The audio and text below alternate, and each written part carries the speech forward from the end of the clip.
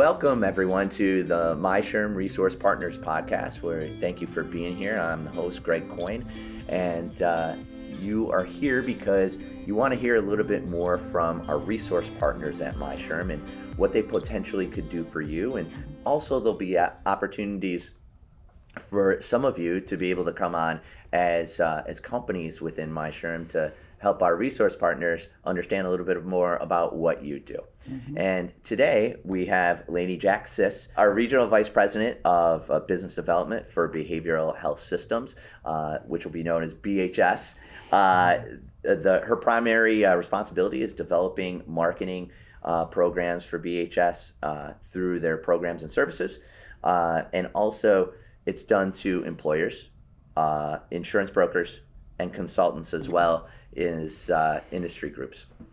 So without further ado, Laney, thank you for joining us today. Yes, thank you so much for having me. I'm really looking forward to being a new resource partner in 2022. Right. Congrats. And am really excited to be involved in MISHRM. As the intro email came from Mr. Reed, we know that what BHS has to offer is so needed, and I'm really looking forward to being a vital resource to the employers and the consultants and brokers in MISHRM. That's awesome. And so why don't we start there then? Mm-hmm. So give us a bit of, and the audience, a bit of more about what BHS does. Sure. So BHS is a comprehensive provider of behavioral health services specifically designed to meet the ever-changing needs of mental health and addiction-related issues that are impacting employees and the workplace overall. Okay. We accomplish that by our primary program is an integrated mental health and substance abuse, and in some instances more so now today than ever. Autism spectrum has been included in the array of behavioral health services that we offer, and it is through a care management model that is basically a carve out of all of the mental health and addiction and, again, autism spectrum related issues, taking any of those primary diagnoses, and then we as an organization manage that for the employer. So it's for those self-insured employers, and it's integrated with the employee assistance program. We also offer standalone employee assistance programs for employers who are fully insured. But the carve out is, definitely a way to meet the needs of employees and as a cost savings measure for the employers. Wow, yeah, that's a huge benefit, especially with everything going on as it is. Exanxiety is high. The treatments are necessary. This is a big deal. So, how does your experience and your passion play into this? Because we talked beforehand, and this is something that you are incredibly passionate about. So why don't you speak to that, how you got to BHS, but also how that's incorporated into what you do. Yeah, I will start by saying, so I've been in the behavioral health space for 27 years. I would say since my 27-year-old son was an infant, and I started my first job here in Michigan at a psychiatric hospital as their director of marketing. And, I have seen it evolve over the years, but it's, mental health, addiction, in children, adolescents, adults, older adults has always been prevalent. Now let's talk about the pandemic. It has created epidemic proportions of mental health and addiction-related issues all across the board. And, so it really is a priority now for employers to take a look at that. So I've been with BHS for a year now, and, I'm a spiritual person, and I always say that it was a God moment because I had, after, as I said, an extensive amount of time in the field, it was a little bit burned out and deflated because I've always worked on the provider side and helping people, and it can be, taxing, caretaking, for the caregiver. Yeah. And so I, was out of the field for a brief moment in that I was selling electronic health records for behavioral health provider. So still sort of in it, Yep. but I was out because I just needed a break. And I wasn't unhappy. I was doing well, learning a lot and, comfortable and confident in what I was doing. But I was missing that passion. And that's what makes me tick. I'm really passionate about helping people. And, that's why I've stayed in this field, because it's rewarding to me. To be that person that people know that they can reach out to when there's an individual, whether it's a family member or an employee or a colleague, that when in doubt, they say, I know who can help me, it's Laney. And so BHS sought me out and asked me if I would be interested in the position that I had applied for 2 or 3 years prior, but they, asked me if I was interested. And so, as I said, I wasn't really looking, but at the time, I could just feel that this is where I needed to be. And, so I'm so happy to be a part of this team. It really is taking all of my years of experience in marketing, business development, operations, related roles in the behavioral health space and being able to help others again. And continue on my own personal mission of doing just that. I love it, and it's kind of cool how you're able to take your own journey and use that benefit to help others. Yes, I love that. absolutely. And the passion comes out, so Yes, I appreciate absolutely, that too. absolutely. So here's something else though too, because I thought about this both today and prior when we were preparing for this. And look at anxiety, mental health, addiction. These are tough topics. I mean, let alone for a person who is dealing with them, but an employer too, to be able to have something on board to be either to help or to talk to someone about this. Yep. So kind of a two-part question. One is, how do you broach that conversation with someone to even bring you in? And two, like, how do they take that next step? Because everyone has a ton of benefits. They're always looking through it and, hey, what do I have? What do I not have? What do I bring in? What don't I? I mean, first of all, how's that conversation happen? And how do you essentially separate yourself from others? Absolutely, absolutely. Well, first I'll say that most large employers will say they have an employee assistance program and that their benefit includes mental health. Okay. The employees, the majority of the time, don't know it exists or they don't understand it. Okay. And then finally, the employees who know it exists and understand it will have an interruption in care because of the majority of the programs. There's a disconnect between the initial employee assistance program and accessing the health benefits to be able to pay for continued care. Oh, wow. So that's one of the differentiators of BHS, is that we have a model that allows for a seamless transition from the employee assistance program into the benefits through the care coordination model, because behavioral health is all we do. Yeah. And so we have a care coordinator that is assigned to an individual employer, and every person in that organization is treated in a very high touch, concierge, VIP manner, and everyone knows that care coordinator at that employer. We also work with the employer to help to reduce the stigma associated with mental health, because just like cardiology, just like cancer, mental health is an illness that exists, as is substance abuse.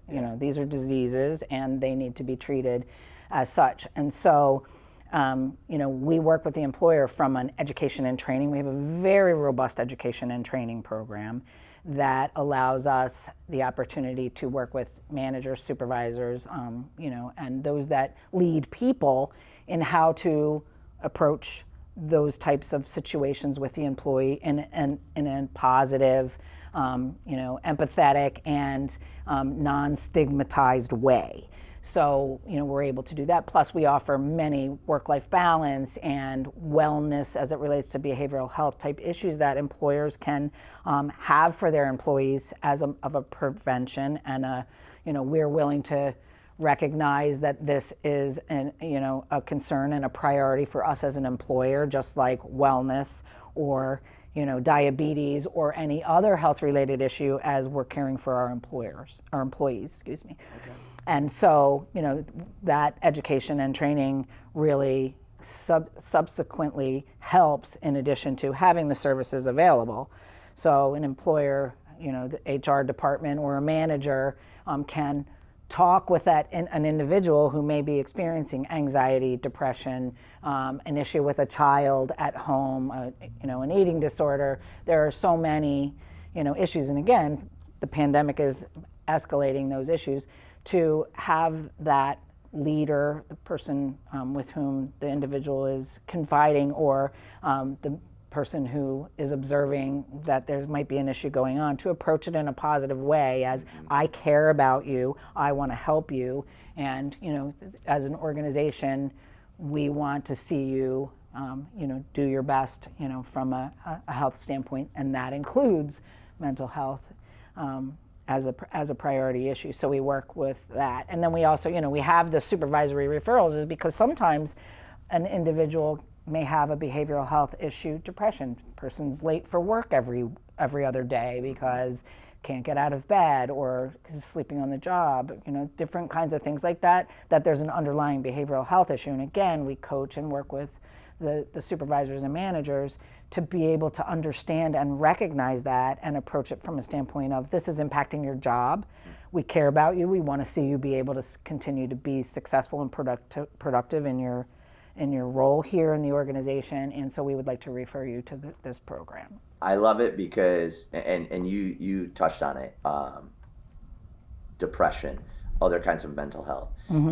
If anything, I feel like the pandemic has really, it hasn't totally taken away the stigma, but it's begun to normalize it a little bit, where people are talking about it, 100%, having conversations in the workplace to better themselves and their people. I love that you're part of that. Absolutely. So let me ask, Laney, then with regards, because there's a lot of people you can help, a lot of companies you can help.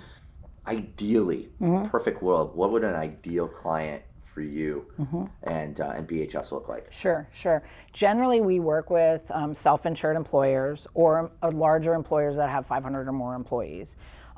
That's the best fit for us in terms of our ability to provide the most comprehensive package for those employers, and in particular with the carve out of the behavioral health benefit from the health benefit. Those are for self-insured employers. For the employee assistance standalone program, those large employers can be self-insured. I also have been working over the last year with many brokers and consultants, because those individuals are working with the employers to ensure that they're providing the best benefit package for their employees. And so I am a resource from that standpoint. While my role is to bring on new groups of employers, I work alongside partners of the various broker and consulting on employee benefits, to make sure that those individuals are aware of this benefit and as a solution to the ever-changing and evolving mental health and substance abuse needs that are impacting employers. Love it. So as most of the audience knows, there's a few questions usually that I like to ask our guests just to get to know them a little bit more. And one of the things I wanted to find out from you is, I'm sure based on stigmas from the mental health community, and even maybe with BHS, I don't know, but you're about to tell me, there's a lot of myths probably that curate within your business. So what's a common myth that comes up either about BHS or the world you're in? Well, to start, I will say BP, before pandemic, I think it was pretty common that employers would say, I have an employee assistance program, nobody uses it, and it's a waste of money, or it's tacked onto a disability benefit or a life insurance benefit because the obligation is we should offer it. but then that's not utilized. But then now with the pandemic, again, at least the conversations are being had. But I think that one of the myths is that it's a benefit that I have to pay for every single person in my organization, and it's a premium that I pay every year, regardless of whether people use it. And one of the differentiators of BHS is that we offer a fee-for-service model in both our employee assistance program and our carve-out care management program, which means that the employer is only paying for what is utilized.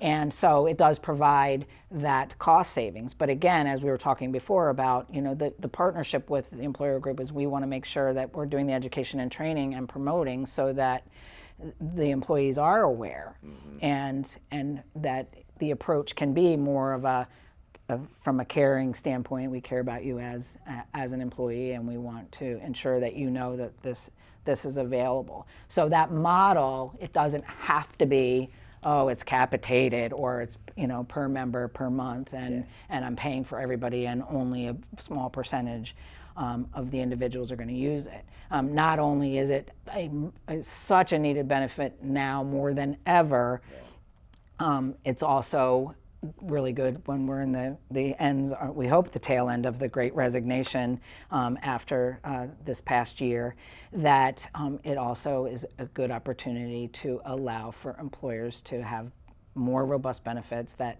have individuals want to come and work for that employer because they feel important, they feel cared about, they feel valued. And so that model really allows for that capability of really making it a priority in the workplace. And then secondarily, the whole managed care. Notice I said care management. That managed care is viewed as restricting, and it's actually the opposite. We work because, again, all we do is provide behavioral health services. We have an open network of over 50,000 providers across the country, very specialized in behavioral health only, and so we can make those appropriate referrals at the right time, at the right place. We have, one person dedicated to working with those individuals and allowing an individual to get to where he or she needs from the start, not first going to an employee assistance program, talking to them for 3 or 6 visits, and then getting referred to somebody new and starting over. It's all managed and again, handheld, so to speak, from point A to point Z, to make sure that every individual is getting the most appropriate care that he or she needs, to ensure that they're not back in over and over and over again, which is one of the issues that seems to happen when they aren't getting what they need the first time. I love hearing that, because a lot of times, and you said it throughout this interview, and that is, employees don't understand necessarily the benefits. Sometimes the owners and the companies that bring this in don't. And you bridge the gap between both parties and behavioral health to be able to say, this is how you can use it best, and how you can actually benefit your employees, and how you as an employee can benefit from this. So absolutely. I love it. Yeah, and actually in the last year, I think that is one of my key learnings, is that a lot of employers don't know what a behavioral health carve-out even is, and all of the wonderful things that it can do to enhance those benefits to the employees and still save money. Well, I hope people are watching, because this is an added bonus that probably some people watching don't even recognize they currently have, let alone that their employees could benefit from this. So one other thing I want to ask too is, we were chatting beforehand, and either personally, professionally, or both, one of the things I'm kind of curious about, because you bring a lot of passion to this, and I love it. What do you want to be remembered for? Well, I have as my tagline from when I went to a Studer Service Excellence training years ago, purpose, worthwhile work, and making a difference. And I will emphasize making a difference. Every day I set out my day to know that I'm going to do something today to make a difference for someone. And I've built my entire life on that. And, whether it's a personal situation or it's in business, that I want to make a difference, make the world a better place, and help people. That's awesome. And I know you've made a difference today in just being here and addressing this. Laney, I appreciate you being on. Before we wrap up, a couple things. Just want you to give your, how can people get in touch with you? What's your contact information? How do they reach out? Okay. I can be reached by phone at area code 312-438-0614. And my email address is ljakstys@behavioralhealthsystems.com. And that's how you can reach me. Awesome. Laney Jakstys with BHS. Thank you so much for being here, and thank you all for being on with us on the MISHRM Resource Partners Podcast. We thank you again and hope to see you back here very soon. Thanks, and until next time, Greg Coyne, take care, everyone.